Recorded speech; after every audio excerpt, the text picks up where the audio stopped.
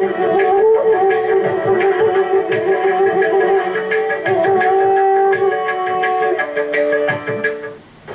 இருக்கோம்னு சொன்னா பெருமாளை ரசிக்க தெரியணும், குழந்தைகளை ரசிக்க தெரியணும், மனைவி கணவன்களுக்குள்ள ரசனை இருக்கணும். அந்த ரசனை தான் இந்த ரசமே. அதான் முதல் ரசம் சிருங்கார ரசம். அந்த ரசனை முக்கியம். அடுத்து ரெண்டாவது வீர ரசம். வீரத்துக்கு சொல்றார் தான தர்ம யுத்தேஷு ஜான ஜீவ. தான தர்ம யுத்தேஷு ஜீவ அனபேக்ஷா உற்சாககாரி ரசா. நம்ம தானம் பண்றோம், தர்மம் பண்றோம், சண்டை போடுறோம் இல்லையோ, சண்டை போடுற சமயத்துக்கு உயிர் கூட துச்சம் என்று மதித்து வைத்து சண்டை போட தூண்டுகிற ரசம் எதுவோ அதுதான் வீரரசங்க. நம்ம எது வீரரசம்னா உயிரை துச்சமா மதிக்க வைக்கும். அதுதான் வீரனுக்கு இருக்கிற அழகாரம். தானம் கொடுக்குறோம், உயிரை துச்சமா மதிக்க வச்சு தானம் பண்ண வைக்கும். தர்மம் பண்றோம், நான் இல்லாட்டா கூட தர்மம் உண்டு அப்படி ஒரு வேகத்தை கொடுக்குறது பாருங்க, அந்த ரசம் தான் வீரங்கிற. அதனால கையில பட்டாக்கத்தி எடுக்கிறது இங்க வீரரசம்னு சொல்லலை. சண்டை போடுற சமயத்துக்கு உயிரை புல்லுக்கு சமமாக மதிக்க வைக்கும் பாவம் எதுவோ அந்த எண்ணம் தான் வீரரசம்னு சொல்லப்படுகிறது. ரெண்டு. மூணாவது கருணாரசம். சோகஸ்தாயி பவா. இது எல்லாத்துக்கும் ஸ்தாயி பாவம், ஸ்தாயி. இது எல்லாமே குணம். இது எல்லாமே நம்முடைய எண்ண ஓட்டங்கள் தான் இந்த ஒரு ரசமுமே. சோகஸ்தாயி பாவம் அதான் கருணை. ஆரோத்தர் துக்கப்படுறார், அதை பார்த்துட்டு பொறுக்க முடியாத என்கிட்ட ஒரு மன பெசைவு ஏற்படுது பாருங்க, அதுதான் கருணைன்னு பேர். கருணை கருணைன்னா என்னமோ அப்படியே சொட்டு மாதம்லாம் நினச்சிக்க வேண்டாம், ஒன்றும் சொட்டாது. ஒருத்தர் கஷ்டப்படுறதை பார்த்துட்டு பட்டி கிடக்கிறாருன்னா ஐயோன்னு உள்ள ஒரு பந்தாட்டம் அடைக்கிறது பாருங்க. ஏன்னு என்னன்னு சொல்ல முடியாம அப்படியே வண்டியில் போயிட்டே இருக்கும். ஆறும் அடிபட்டிருக்கார், சதையுமா வெளியில கிடக்கிறது, ஆறு தூக்கின்னு போகப்படான்னு கூட தெரியல. அதை பார்த்த உடனே சுருட்டின்னு ஒரு சோகம் வருது இல்லையோ, அந்த ரசத்தை தான் கருணாங்கிறார். அந்த கருண ரசம் வந்ததுன்னா தான் மேற்கொண்டு ஓடி போய் காப்பாற்றுவோம். அப்ப அந்த காப்பாற்றுறதுக்கு உந்தது எது? காருண்ய ரசம். அதன் மூலமா தான் ரட்சிக்கவே ஓடுவோம். அடுத்து நாலாவது ரசம் அத்புத ரசம். அத்புத ரசம் ஆச்சரியம், வியப்பு. கீழே சொன்னது இரக்கம், கருணாரசம்னு சொன்னது இரக்கம்.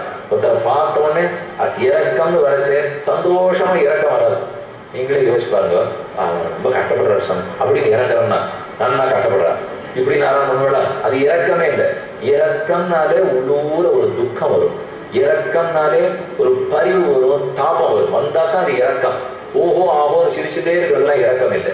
ஒருத்தர் கஷ்டப்படுறான்னு பார்த்து அதை தாங்க மாட்டாம தரிச்சுன்னு போறோம் இல்லையோ, அந்த சோகமே இரக்கம். அதுதான் சோகஸ்தாயி பாவாங்கிறார். அதுக்கு அடுத்தது அத்புத ரசம் அசம்பாவித மத்திய அந்தரிக்ஷ கமனாதிஷு. நடக்காதது நடந்ததுனால் ஹா அப்படின்னு பார்க்குறோமோ இல்லையோ, அதுதான் அத்புத ரசம். நடக்காதது நடக்கணுமா?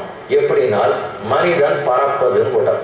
அவர் சொல்லிருக்கிறது. இப்போ திடீர்னு நானே இங்கேருந்து எழுந்து ஒவ்வொரு பறக்க ஆரம்பிச்சு ஹான்னு பார்க்க மாட்டோமா? இங்கே உட்காந்து இருக்கிறவெல்லாம் இப்படியே இருக்கா, அவர் எழுந்து நீங்கள்லாம் அப்படி பறக்க ஆரம்பிச்சிட்டீங்கன்னா என்ன நடக்கிறதுங்கன்னு ஒன்று அப்படின்னு பார்க்கறது தான் அத்புத ரசம். நடக்காதது நடக்கிறது, அசம்பாவிதம். இது நடக்காது லோகத்தில் இல்லை. திடீர்னு ஒன்று கொண்டு வந்து முயல் கொம்பு பாருமோன்னு சொன்னா நான் என்ன பண்ணேன்? இல்லை சுவாமி, நான் குதிரை கொம்பை பார்த்ததில்லை, நீர் வேற முயல் கொம்பு பார்க்க சொல்லி இருக்கணும், இதெல்லாம் இல்லாததுன்னு அர்த்தம். ஒரு சுவாமி வந்தார், ஆகாச தாமரை ரொம்ப நல்லா இருக்கு தெரியுமோன்னா. அப்படி ஒன்று நான் பார்த்ததே இல்லையே, நிலத்திலேயே தண்ணீரை காணும், தாமரையும் காணும், நீர் ஆகாச தாமரைங்கிறீர்கள் இருக்குன்னு வச்சுக்கோமே. நிலத்தில் தாமரை இருக்கு, ஆகாசத்துல சந்திரன் இருக்காரு இல்லையோ, ஆகாசத்துல தாமரை இருந்தா என்னன்னா அர்த்தம்? இதுதான் பிடிவாதம், குருவின் விதண்டாவாதன்னு அர்த்தம். இதை போல ஏதாவது நடக்காதது நடந்துட்டுன்னு வச்சுக்கோ. திருவிக்கிரம பெருமாள் திடான்னு வளர்ந்துட்டார், ஆச்சரியம்.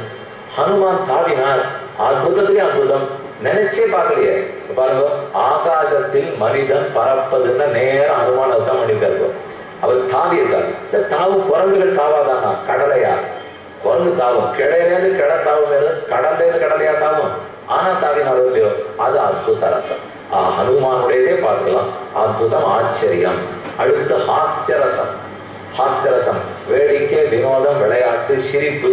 அது கௌதுகோத்பவா, நமக்கு குதூகலம், அதாவது நல்ல உற்சாகம். உற்சாகத்தையும் குதூகலமா இருக்கிறதையும் தூண்டி விடுறதுதான் ஹாஸ்யரசம். இதுக்கு தான் பெரிய சபாக்களே வச்சிருக்கா. போர் சிரிங்கோ சிரிங்கோங்கிறது, ஹாஹாஹான்னு சிரிங்கோ.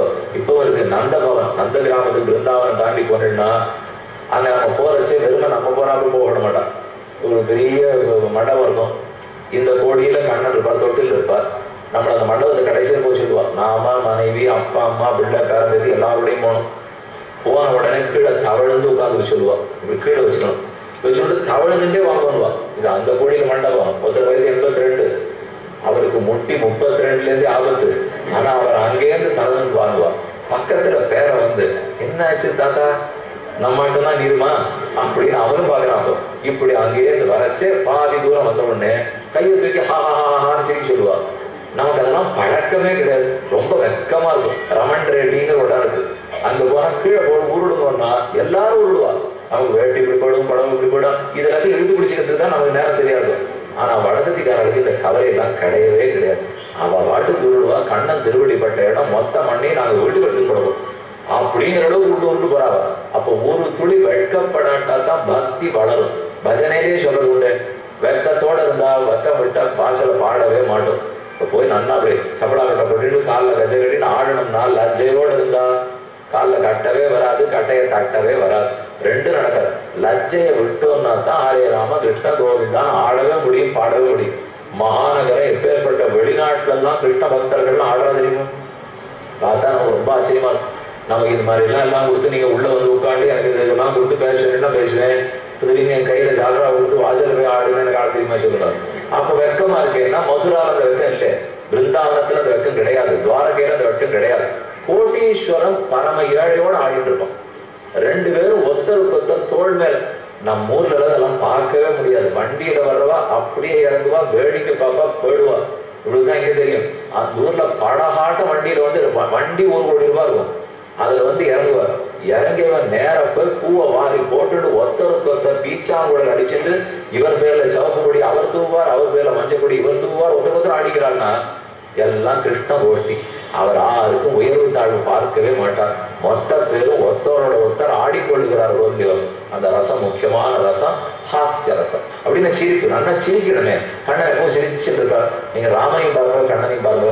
ராமனுக்கும் கொஞ்சம் நிதானம் தான், இப்படிலாம் சிரிச்சு விட மாட்டார். சுவாமி ஒரு 10,000 கொடுத்தா தான் சிரிப்பார். அது பல பேர் நமக்கு தெரியுமே, லேசில சிரிச்சிடவே மாட்டான். சிரிச்சா அவரோட முத்தெல்லாம் உதிர்ந்து போடுன்னு பாக்குறாள். அதனால சிரிக்கிறேன். கொஞ்சம் ஆனந்தமா இருக்க வேண்டாமா? இருந்தா தானே உற்சாகமா இருக்கும். அப்பதான் குதூகலம் கௌதூகலம் இருக்கும். குதூகலமா இருக்கணும்னா ஹாஸ்ய ரசம். அதுக்கு அடுத்தது பயானக ரசம். அதீத கோபம் வந்திருக்கிற ராவணனை பார்த்தா பயம் வருமா இல்லையா? ஹாஹான்னு சிரிக்கிறான், பார்த்தா கொடூரமா இருக்கான். ராட்சசன் முதலானவரை பார்த்தால் உள்ள இனம் தெரியாத பீதி வருது இல்லையோ, அதுதான் பயானக ரசம், பயப்பட ரசம். கிருத்திய ராட்சசாதி பய ஜன்ய பாவா. பயானகம்னு சொன்னால் கோபப்படுற ராட்சசன், கொலை செய்ய வர ராட்சசன், அவனை பார்த்த உடனே நமக்கு ஒரு பீதி ஏற்படுறது இல்லையோ, அதுதான் பயானக ரசம். அடுத்து பீபத்ச ரசம், வெறுப்பு. ஒரு இடத்துல ஒரே நாச்சம், அதை பார்த்த உடனே முகத்தை இப்படி சுழிக்கும் பாருங்க, உடனே மூக்க பிடிச்சு போகுது. இப்ப நான் இந்த வாசல் ஒரு வண்டி போகுது, ஒரே நாட்டம் நான் சொன்னா உங்களை அறியாம எல்லாரும் மூக்க பிடிச்சு போயிடும். அது இருக்கோ இல்லையோ தெரியாது. ஆனா அந்த கேள்வி காதுல பட்ட உடனே மூக்க பிடிச்சு போறோம் இல்லையோ. அப்ப அந்த வெறுப்பு, ஒரு பால் சகதியை பார்க்குறோம், வெறுப்பு. ஏதோ ஒரு இடத்துல பார்க்கக்கூடாது, பார்க்க பிடிக்கவே இல்லை, வெறுப்பு. அந்த வெறுப்பு தான் பீபத்சரசம். அதை கிருணாகர பூய ரசாதிசா. வெறுப்பு கிருணாகர பூயம், பூதி கந்தம், பூயம் தாழ்ந்த பொருள் இல்ல தாழ்ந்த நடவடிக்கை, அதை பார்த்த உடனே ஒரு வெறுப்பு ஏற்படுறது இல்லையோ, அது பீபத்சரசம். ரௌத்ர ரசம், எல்லாரையும் ஜெயிச்சு நான் தான், எனக்கு கீழ்பட்டு தான் அனைவரும் அப்படிங்கிறதுலாம் கோபம் அடிக்கிறது பாருங்க. எல்லாரும் எதுக்கு கோபப்படுவாள்னா, ஒரு நிமிஷம் முன்னாடி இருக்கிறவனை அடக்கிறதுக்கு. நல்லா நீங்க வீட்டுக்கு போனபடி யோசிப்பாங்க. எதுக்காக கோபப்படுறோம்னா, முன்னாடி இருக்கிறவனை அடக்கிறதுக்கு தான் கோபப்படுவோம். இல்லைன்னா அதை தவிர அந்த கோபம் வேற எந்த பயனும் படாது. கோபத்தினால காரியம் நடந்திருக்கான நடக்காது. பின் எதுக்கு தெரியுமா கோபப்படுவோம்? வண்டியை வேகமா ஒருத்தர் கொண்டு வந்தா கிரீச்சம் கொண்டு நிறுத்தினா, நான் வண்டியை கொண்டு நிறுத்தினேன், நிறுத்திட்டு யார் பேர்ல தப்புங்கிறதுக்குள்ள நான் முதல்ல முடிச்சு விடணும். இறங்கிட்டு முட்டாளே, ஒழுங்காக ஓட்ட தெரியாத சட்டம் எதுக்கு தெரியுமா போடுறார்? இல்லைன்னா அவர் போடுவார். அதுக்காகத்தான் இவர் சட்டம் போடுறார். அப்ப இவன் கோபப்படுறதே எதுக்குனால் சர்வ அபிபவிதா ரௌத்ரஹா, சர்வாபிபவிதா ரௌத்ரா யதா ராவண சரித்திராதி. எப்படி ராவணன் கோபப்படுறாருன்னா, ஏன் அப்படியே எழுதும் கொள்ளுமா விழிக்கிறாருனால் ராமன் பக்கம் இருக்கிற நல்லதை ஊர் புரிஞ்சுட போறதேன்னு தான். அதுக்காகத்தான் இவன் கோபப்பட்டு எல்லாரையும் அடக்கி வச்சிருக்கான். அப்ப கோபங்கிறதே எதற்கு? ஏன் ரௌத்ர ரசத்தை காட்டணும்னால் எதிராளி அடங்கி போகணுங்கிறதுக்காக. ஆனா அது கொஞ்ச நேரம் தான் அடங்குவா. நமக்கு அந்த 10 நிமிஷம் வேணா அடங்கியிருப்பாளே தவிர, இவருக்கு கோபம் அடங்கின உடனே தான் உண்மையெல்லாம் வெளிப்பட ஆரம்பிக்கும். கோபமா இருக்கிறச்சே யாரும் பேசாம இருப்பா. கோபம் அடங்கின அப்புறம் தங்கள் ரூபத்தை காட்ட ஆரம்பிப்பாளு. அது ரௌத்ர ரசம். 8வது 9வது ரசம் சாந்தி, சாந்தமா இருக்கிற ரசம்.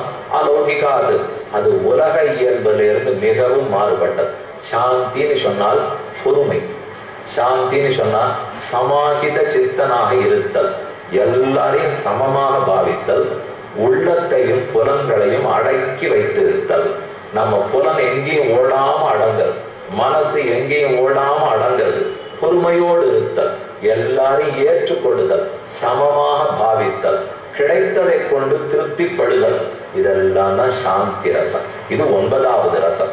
9 ரசங்கள் பார்த்திருக்கோம். சிருங்கார, வீர, கருணா, அத்புத, ஹாஸ்ய, பயானக, பீபத்ஸ, ரௌத்ர, சாந்த, கடைசி வாத்சல்ய. வாத்சல்யம்னால் ஒரு தாய் பசுவுக்கு அன்று ஈன்ற கன்றுக்குட்டியின் இடத்தில் இருக்கிற பரிவு. ஒரு தாயாருக்கு குழந்தையினுடைய குற்றமே குணமாப்படுறதோ இல்லையோ, தாயையோ குழந்தை ஒண்ணு மலமூத்திரத்தை போயிருக்கு, ஆனா ஒரு துளி முகம் சுழிக்காமல். இப்ப பீபத் சரசனா முகம் சுழிக்கணும் இல்லையோ, வெறுக்கணுமே, ஆனா முகத்தை சுழிக்காம அந்த குழந்தையை சுத்தம் பண்ணி விடுறாளே தாயார், அதுதான் வாத்சல்யம். ஒரு கண்ணுக்குட்டி போடுறது தாய் பசு, அது உடம்பு முழுக்க ஒரே அழுக்கு, ரத்தம், மூத்திரம், மலம். நமக்கெல்லாம் தாதியர்கள் இருக்கா, குழந்தையை குளிப்பாட்டி கொண்டு விட்டுடுறா. கண்ணுக்குட்டி யார் குளிப்பாட்டுவா? ஆனால் அந்த பெற்ற தாய் தன் நாக்கால அப்படி நக்கி நக்கி அது அழுக்கெல்லாம் போகணும். அழுக்க போய் நாக்கால நக்கிறது, ஏன்னா அதுதான் வாத்சல்யம். அந்த குற்றத்தையே குணமா கொடுவதற்கு பகவான் நம்ம இடத்துல காட்டுற குணமே அதுதான். நம்ம குற்றத்தை எல்லாத்தையும் ஒரு குணமா எடுத்துக்கலையா, குற்றமின்றி குணம் பெருக்கி குருக்களுக்கு அனுகூலராய பாஷை. நம்முடைய குற்றமே, நான் செய்த குற்றத்தனையும் குணமாகவே நீ ஏற்றுக்கொள்ள வேண்டும் பிரார்த்திக்கிறோம். அது வாத்சல்ய ரசம். மொத்தத்துல இது ஒரு 9 ரசம் பார்த்தோம். சிரவணம், கீர்த்தனம், விஷ்ணோம் 9 ரசம் பார்த்திருக்கோம். பக்தன் பகவானோடைய பரிமாறும் 9 ரசங்களை பார்த்திருக்கோம். பொதுவா பெருமானே ரசம், சாஸ்திரத்தினுடைய பிழிஞ்ச சாறு, அதுதான் ரசம். இந்த அர்த்தங்கள்லாம் இன்னைக்கு பார்த்திருக்கோம். அடிப்படையா நிறைய விஷயங்களை இன்னைக்கு நீங்க கேட்கணும். இனிமே நாளைக்கு கதை தான், இந்த கட்டம்லாம் ஒண்ணு இல்லை. நாளைக்கு முழுக்க ஹனுமான் கதை கேட்போம். ஆனா இந்த ரசத்தோட ஒன்னொன்னு தொடர்பு படுத்தி பார்க்கணும். இந்த ரசத்தை இங்க பார்த்தோம், இந்த ரசத்தை இங்க பார்த்தோம், இங்க ரசத்தை இங்க பார்த்தோம். நாளைக்கு பார்க்கலாம். இந்நிகழ்ச்சி